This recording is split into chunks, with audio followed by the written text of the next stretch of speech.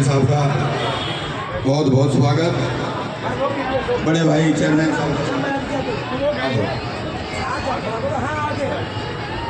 आज बहुत इतिहास का दिन है। गाजियाबाद मुरादनगर की इस पावन धरती पर बोधिसत्व करोड़ों करोड़ों दलितों के मसीहा, इस भारत के भाग्य विधाता, हिंदुस्तान की समस्त महिलाओं के भाग्य विधाता, परम पूज्य बाबा साहब डॉक्टर भीमराव अंबेडकर जी के चरणों में सत सत नमन। जन्मदिन की पूर्व संध्या पर आज के आयोजकों के द्वारा इतना सुंदर कार्यक्रम, यहाँ पर मौजूद इंटरनेशनल कलाकार बड़े भाई शेख जी, उनकी समस्त टीम, मंच पर बैठे हुए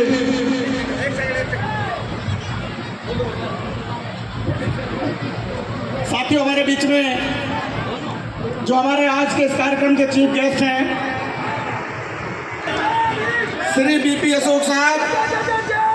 जय भीम जय भीम जय भीम जय भीम जय भीम जय भीम जय भीम जय भीम जय भीम जय भीम जय भीम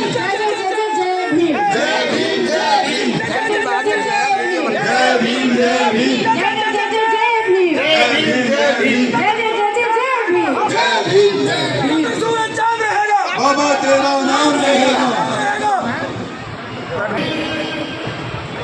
और मंत्री जी अपनी बात जारी रखें। सम्मानित मंच, इस कार्यक्रम के अध्यक्षता कर रहे रामकिशन प्रधान जी, कार्यक्रम समिति मनोज भारती, डॉक्टर मनीराव, डॉक्टर सचिन बसंत जी, नितिन कुमार सभासद जी, विनोद कुमार जाटव जी, योगेंद्र पत्रकार जी, नितिन सभासद जी और संचालन कर रहे डॉक्टर रामकिशोर गौतम जी। आज इस कार्यक्रम के चीफ गेस्ट बड़े भाई, जो हमेशा समाज के लिए जाने जाने वाले ऐसे व्यक्तित्व हैं जो किसी प्रशंसा के मोहताज नहीं है, जिनको पूरा उत्तर प्रदेश जानता है। आईपीएस समाज की सेवा करने वाले उत्तर प्रदेश पुलिस में बड़े भाई डॉक्टर बीपी अशोक जी, उनका स्वागत है, अभिनंदन है। हमारे बीच में बैठे हुए मोदी नगर से हमारे बड़े भाई चेयरमैन अपने विनोद वैशाली जाटव जी, हमारे बीच में भारतीय जनता पार्टी के वरिष्ठ नेता आदेश गुजर जी, मेरे छोटे भाई पंकज भारद्वाज जी, और इस कार्यक्रम को इतना सुंदर बनाने वाले यहाँ के समस्त कार्यकर्ता बंधुओं, मेरे समस्त बैठे हुए पिता तुल बुजुर्गों, नौजवान साथियों, प्यारे बच्चे और इतनी संख्या में बैठी हुई मातृशक्ति, आप सबका बहुत बहुत धन्यवाद, आभार। सम्मानित साथियों, मैं इस कार्यक्रम में आपके बीच में तीसरी बार आया हूँ। मैं आपका बेटा हूँ, नेता नहीं हूँ। मैं आपके बीच में अपनी और आपकी बात करूंगा। साथियों, हम सब डॉक्टर भीमराव अंबेडकर को जानते हैं, लेकिन हमने उन्हें पढ़ा नहीं है, और जिन्होंने उन्हें पढ़ा है वो आज आपकी सेवा में लगे हुए साथियों। सम्मानित साथियों, मेरा विषय है शिक्षा और नशा। मैं पूरे उत्तर प्रदेश में, पूरे भारत में शिक्षा और नशे पे काम कर रहा हूँ। साथियों, अगर आज मैं शिक्षित न होता तो शायद आपके बीच में न होता। आप सब मुझे जानते हैं, मेरी स्थिति भी जानते हैं। तो साथियों, बाबा साहब ने कहा है कि शिक्षा शेरनी का वह दूध है जो पिएगा वो धड़ेगा। आज अगर मैं शिक्षित न होता तो शायद ये माइक मेरे हाथ में ना होता, मैं इस मंच पे ना होता। तो सम्मानित साथियों, शिक्षा और नशा एक दूसरे के पूरक है। भले आधी रोटी खाने को कम मिले, लेकिन हमें अपने बच्चों को पढ़ाना है। हमें बाबा साहब के हम सब अनुयायी हैं। उनको सच्ची श्रद्धांजलि तभी होगी तब हम अपने बच्चों को पढ़ाने का कार्य करेंगे, अपने बच्चों को नशे से दूर करेंगे। साथियों, आप सब जानते हैं जिस घर में नशा होता है उसके घर की हालत क्या होती है। जिस घर का मुखिया नशा करता है उसकी बीवी से पूछ लो, उसके बच्चों से पूछ लो, उसके घर की क्या हालत होती है। तो साथियों, बाबा साहब के प्रांगण में हो, यहाँ से प्रतिज्ञा करके जाओ, ना तो नशा करेंगे और ना नशा करना देंगे। साथियों, ऐसी बाबा साहब, जो बाबा साहब आज नशा करते तो शायद बाबा साहब ना होते, हमारा विकास ना करते। हम सब आज उनकी देन है जो इस हिंदुस्तान में इज्जत के कपड़े पहनते हैं, इज्जत की रोटी खाते हैं और इज्जत से रहते हैं। तो साथियों, कुछ भी हो जाए हमको शिक्षित बनना है और नशे से दूर होना है। तो सम्मानित साथियों, आप सबसे अपील है, आप सब जानते हैं कि जब बच्चा पढ़ता है तो वो डॉक्टर बनता है, वकील बनता है, IAS बनता है, IPS बनता है, और वो आपका हमारा बच्चा हो सकता है। साथियों, तो सम्मानित साथियों, शिक्षा पे जोर दो। बाबा साहब ने कहा है शिक्षित बनो, संगठित रहो और संघर्ष करो। तो साथियों, हम दिशा भटक चुके हैं। आज हमारा समाज दूर जा रहा है शिक्षा से, आप सब जानते हैं। और साथियों, मेरी एक और विनती है, हम बाबा साहब को सब भगवान मानते हैं। हाथ उठाकर बताओ कितने लोग हम बाबा साहब को भगवान मानते हैं। हम सब भगवान मानते हैं, लेकिन सम्मानित साथियों, हमने कभी नहीं देखा कि किसी मंदिर में, किसी मस्जिद में, किसी गुरुद्वारे में, किसी चर्च में कोई ताश के पत्ते कोई खेलता हो, कहीं कोई दारू पीता हो। लेकिन आपको मैं दिखा सकता हूँ इस हिंदुस्तान में, इस उत्तर प्रदेश में, जहाँ जहाँ बाबा साहब का प्रांगण है, जहाँ जहाँ बाबा साहब की स्टेचू लगी है, जाने समाज को क्या हो गया कि वही ताश के पत्ते खेलते हैं, वही दारू पीते हैं। ताश के पत्तों का दारू का अड्डा बना के रख दिया बाबा साहब के प्रांगण को। साथियों, तो सम्मानित साथियों, हमें बाबा साहब को ये सच्ची श्रद्धांजलि देनी पड़ेगी कि ना तो हम ताश के पत्ते खेलेंगे, ना खेलने देंगे और ना नशे का वहाँ केंद्र बनने देंगे। साथियों, गांव में चले जाओ, जहाँ जहाँ भी अंबेडकर भवन है, हमारी अंबेडकर पंचायत है, सब जगह यही काम होता है। किसी भी गांव में चले जाओ, किसी कस्बे में चले जाओ। तो साथियों, हम सबको सुधरना होगा। और आप सब बुद्धिजीवी बैठे हैं, माता बहनें बैठी हैं, आप चाहें तो पूरे देश को सुधार सकते हैं। अपने आप को सुधार लो, सब सुधर जाएंगे। साथियों, यही मेरी विनती है। हमारे मुख्य अतिथि बैठे हुए हैं, सारा प्रकरण आपके बीच में बताएंगे, चेयरमैन साहब बैठे हुए हैं। सम्मानित साथियों, हमारे बीच में हमारे कलाकार भी हैं। आपसे मेरी हाथ जोड़ करके विनती है कि बाबा साहब की सच्ची श्रद्धांजलि तभी होगी तब हम उनके नक्शे कदमों पर चलेंगे। इन्हीं शब्दों के साथ अपनी वाणी को विराम देता हूँ। जय भीम, जय भारत। बहुत बहुत धन्यवाद आप सभी को बाबा साहब के 134वें जन्मदिन की बहुत बहुत हार्दिक शुभकामनाएं। एक और विनती है, आप सब कल को 14 अप्रैल मनाएंगे, झांकियाँ निकालेंगे। कोई भी साथी नशा ना करे, ऐसी यहाँ से प्रतिज्ञा लेके जाए, कोई हुड़दंग ना बचाए, कोई बदतमीजी ना करे। हमें बाबा साहब के अनुयायी हैं, इस देश में मैसेज देना है कि ये देखो बाबा साहब के अनुयायी बाबा साहब की रैली निकाल रहे हैं। साथियों, ऐसा हमें बनना है। जय भीम, जय भारत। धन्यवाद। साथियों, सच्ची जयंती मनाने का जो हमारा उद्देश्य है, बाबा साहब की जयंती मनाने का, वो यही है। इसको आप संकल्प लेकर के जाएंगे। मैं गुजारिश करूंगा समिति के अपने साथियों से, मंत्री जी धर्म सिंह जाटव जी और पंकज भारद्वाज जी का सम्मान करेंगे। हमारे साथी नितिन बनोली और हमारे सुरेश जी जो दिव्यांग कल्याण समिति के हमारे संचालक धर्म सिंह जी का और पंकज भारद्वाज जी का सम्मान करेंगे। हमारे भाई रोहतास भैया मेंबर साहब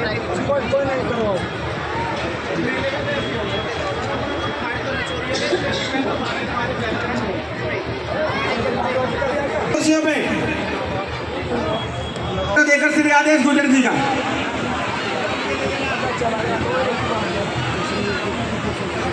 जिनके बारे में मैंने बताया, बहुत ही अच्छी विचारधारा को जन जन तक पहुंचाने का काम कर रहे हैं। कई गाने अशोक साहब, उनको भी सम्मानित करेंगे। हमारे आज के chief guest Shri BP Ashok ji, Rakesh Pradhan, Yogendra पत्रकार जी, मुकेश जी, मनोज भारती जी, योगेंद्र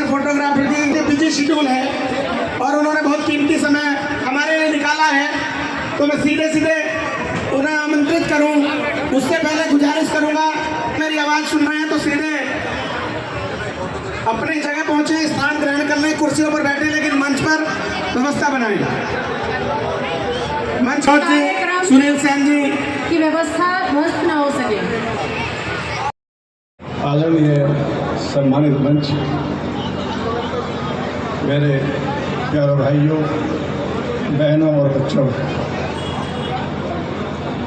सबसे पहले मैं बाबा साहब आम्बेडकर जी को उनकी 134वें जन्मोत्सव पर बहुत बहुत शुभकामनाएं आदि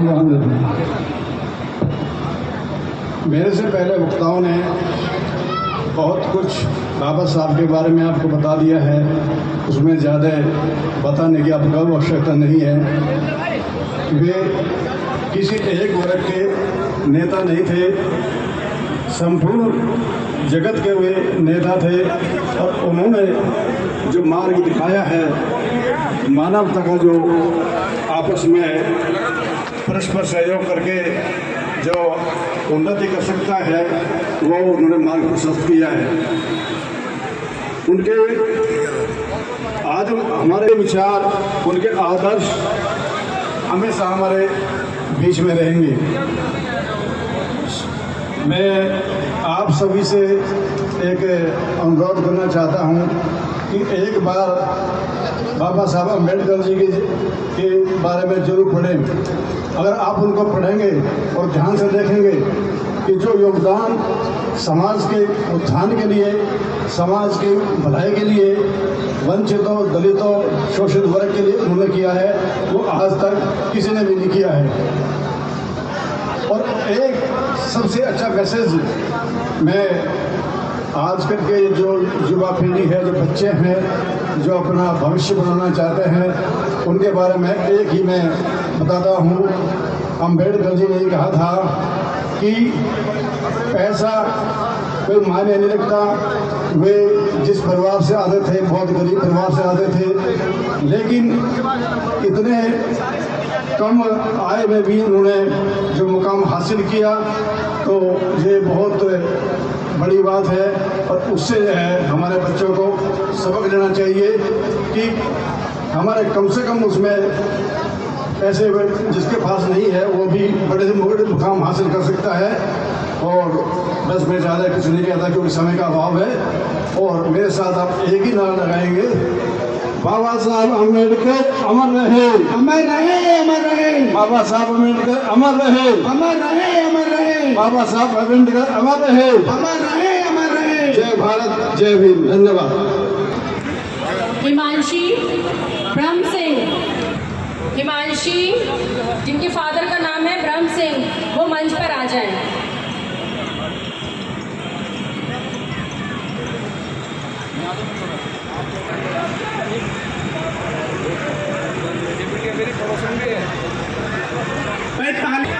ये मेरी पड़ोसन है।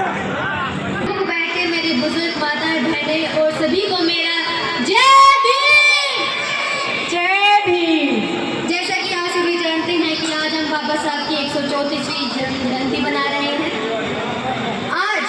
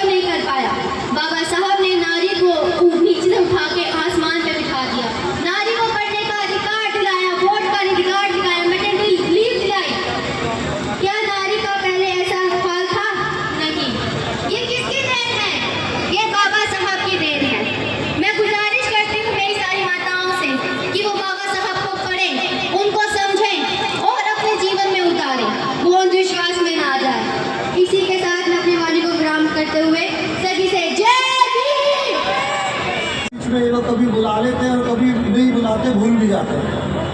हर बार पहले जब मैं चेयरमैन था तो 5 साल तक बुलाते रहे, बीच में फिर भूल गए। अब इस बार याद आ गई तो मुझे बुला लिया। लेकिन मेरा मन रहता है कि मैं हमेशा हर साल इस प्रोग्राम में यहाँ सम्मिलित हूँ और मैं भी आप लोगों के बीच में अपनी राय रखूँ और आप लोगों से कुछ सीखूँ, और कुछ अगर थोड़ा बहुत ज्ञान मुझे है तो मैं भी कुछ आप लोगों को अपनी वाणी से, अपने ज्ञान से आप लोगों को मार्गदर्शन कर पाऊँ, ऐसी उम्मीद करता हूँ।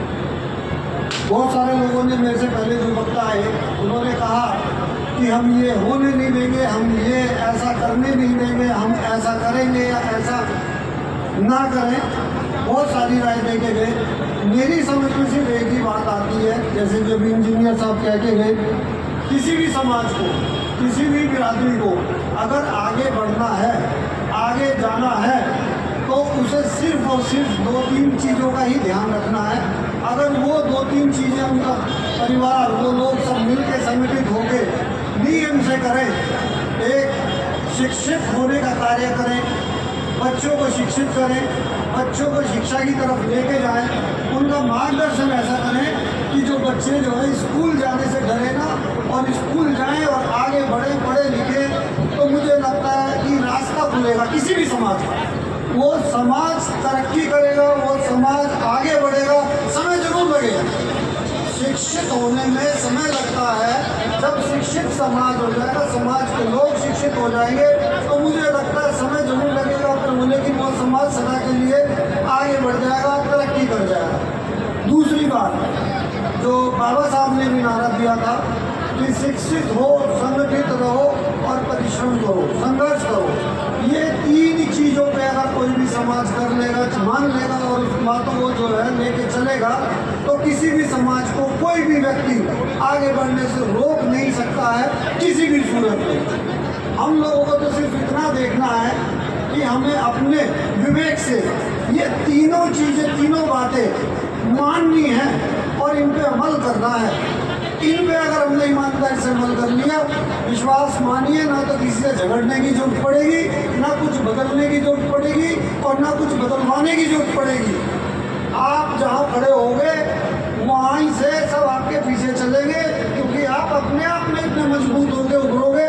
आपके बच्चे ऐसे पदों पे जाके बैठेंगे कि उनको सब फॉलो करेंगे, उनके पीछे सब चलेंगे। बस इतनी ही 3 बातें बाबा साहब की मान लीजिए। कोई भी समाज मान लेगा अपनी, कोई भी व्यक्ति अपने घर में भी मान लेगा, अपने ऊपर भी लागू कर लेगा, तो विश्वास मानिएगा उस घर को, उस परिवार को बढ़ने से कोई रोक नहीं सकता है। इसी के साथ मैं अपनी वाणी को विराम देता हूँ। जय भीम, जय भारत।